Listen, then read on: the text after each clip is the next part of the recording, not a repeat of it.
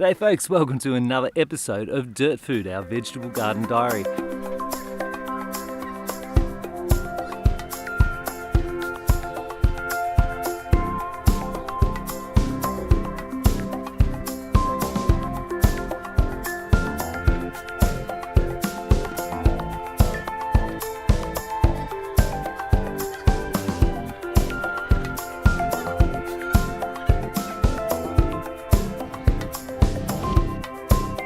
Joining me here under our raspberry and berry net. We've just started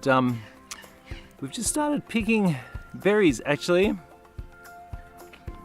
we've got raspberries in here, and behind me we have some. I'm not exactly sure what they are.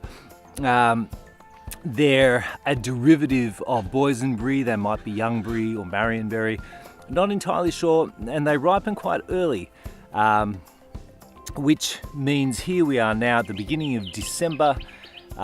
We've just started picking these berries. We've got another line of boysenberries down below. Now they don't come on until these ones are all finished, which is amazing, and something we'll talk about later, which is the succession of planting, not succession planning like the Liberal Party can't get organised. Anyhow, this is not a political show, this is a garden show. It's a garden diary, and today I don't want to talk about anything specific. I just wanted to show you where we're up to. All our spring planting is winding up, and we've got all our summer crops in now. I thought today I would just simply show you around what we've got on the go. There's some cool things happening out there, and let's get into it. So this is bed number one, what we call bed number one. We've got silver beet. Thanks, Laurie. Some free seedlings from our new gardening friend, Laurie. Down the back there, we've got some, it's a mesclun salad mix. So we've got rocket, a couple of different kinds of lettuces in there, a couple of different kinds of rocket as well, and it's doing really well. This bed had green manure in it over the winter. That was the oats and vetch that I was reclining in on an earlier episode. And yeah, no, this bed's doing super well. We have what used to be a broad bean bed. Broad beans have been ripped out. As I said, they weren't great. pH was not great. So we have done some correction in this bed by adding some dolomite to it. As well as some horse manure that we get from a neighbour down the road that has horses, and they collect the manure. So we'll dig this green manure in later on in January. We've got some zucchinis. This is another green manure bed with the oats and the vetch. So we've got some zucchini plants. Down the back there, a bit harder to see, is some lucerne. Lucerne is a legume, extremely deep-rooted. It will last for many years. Fantastic in the compost as a mulch. Super nutritious for the soil. So we try and we have it planted around the place, and we're going to be planting more lucerne. It's really nice and productive to have. On the front end here, we've got some snake beans that are going to run up the lovely archway, and we've got some snake beans and mystery beans on the other side. Mystery beans because someone, me, planted, didn't label, because why would I label? I know what I planted. Can't entirely remember. Oh well. It's all good. And you can see the balance of our wombok crop now, all gone to seed. And in the back there we've got some spinach, some warrigal greens, and some beetroot growing there too. They weren't terrific. Again, this bed copped a lot of coffee ground, so it's quite acidic, and it really needs kind of building up, so it'll get some love too. This is asparagus, really nice asparagus, and it's perennial. It just comes back every year. We have some grass and weed cooch problems down below, but once the asparagus has cropped for the year, then you let it grow up and let it kind of do its thing. We'll cut that back only when it's died off, so that'll be pretty much well into autumn by the time that happens. Peas, and you might remember in a very early episode I was excited about the fact that we had saved some pea seeds back in 2012 and planted them. Well, this plant that you're looking at now is in fact one of those, and the peas that are left we're saving the seeds, so we're going to let those just grow up dry in their pods, save the seed, and then we'll plant them next year. So it's nice to have a succession of seed that we've saved, going back. We've got green manure planted in this bed as well. Again, like all the others over the summer this year, it's wheat and lucerne. Nice little red chard there, self-seeded, that was in there from years gone by. Borlotti beans, and a damn lot of them. These ones here, seed, planted direct,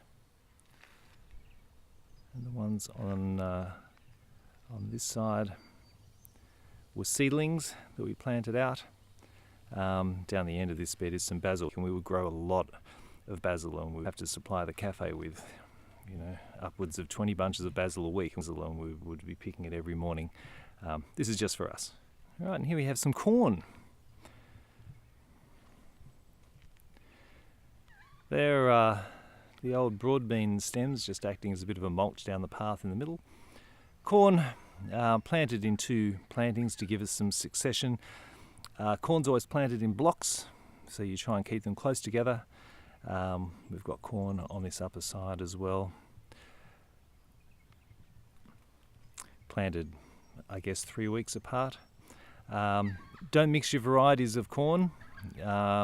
Corn is very promiscuous. It will cross-pollinate and you'll have crappy corn. Want to know how I know that? Done it. Now some pumpkin. We'll end up with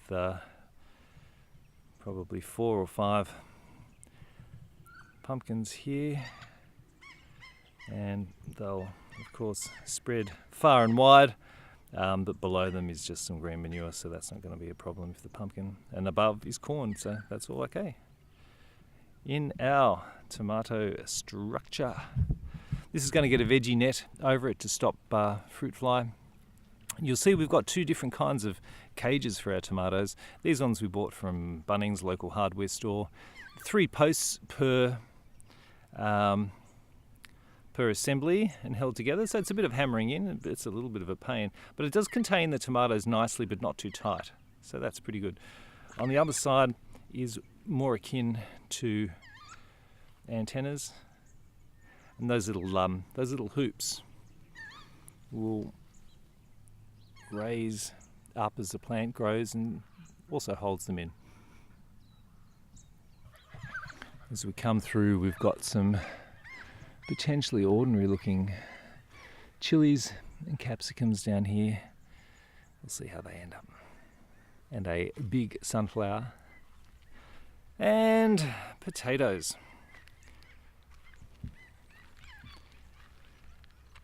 Now we've planted these in deep trenches, and we will fill those trenches in from now actually, and we'll keep kind of mounding it up to try and get the potatoes growing nice and deep. That's most of our summer crops are planted now. All the beds will have something in them, so we've got 13 beds. Just Wendy and I, so we're not supplying any cafes. This beautiful thing here, borage. We don't derive any culinary uses from borage. The flowers are okay, and let's face it, if you're a cafe and you really want to kind of crush it on your Instagram game, then of course you need flowers, and borage flowers are great. Good luck getting them before the bees do. We have it for the bees. They're a massive bee attractor, and we don't have a problem here with bees. We have lots of them, and borage is terrific. It's a chronic self-seeder, So it, once you have a borage, at least once we have a borage, we'll always have it popping up, and it'll quickly take over if you let it. But it's super beneficial, pretty too. So that's good. And like I say, any of you Instagram folks out there, if you need some, garnishes for your, pulled jackfruit fajitas, then, hit me up. It's not a vegetable at all, but a rather attractive looking pomegranate tree. Full of flowers, and unfortunately it gives us no fruit. Haven't got to the bottom of why that is. There is a chance that we were supplied one of the varieties that doesn't fruit, and that would be a shame. But that may not be the case either. So watch this space. Well, there you go. There's another episode done. Thanks for joining us. It's our lovely strawberry guava behind us that presents with these lovely, lovely flowers and never ever gives us any fruit. Oh well. Look, I'll catch you next week. If you like the show, subscribe on YouTube. Now I know we get tons of views on Facebook, and if you're lucky enough to see it on Facebook, then that's great. Unfortunately, Facebook doesn't always give all of what's published to all of the people that follow. So if you want to be sure to see it, subscribe on YouTube. Sorry, and put a page too for this, just to catalogue everything on my business website. So it's supergoatmedia.com.au/dirtfood. So you'll find all the episodes, past episodes there. And for all that, we'll catch you next week. Cheers. It might not be next week. In fact, it might be the week after. We're coming into December. Things are busy, lots of gigs, lots of stuff happening. But it'll be next, metaphorical week. See ya.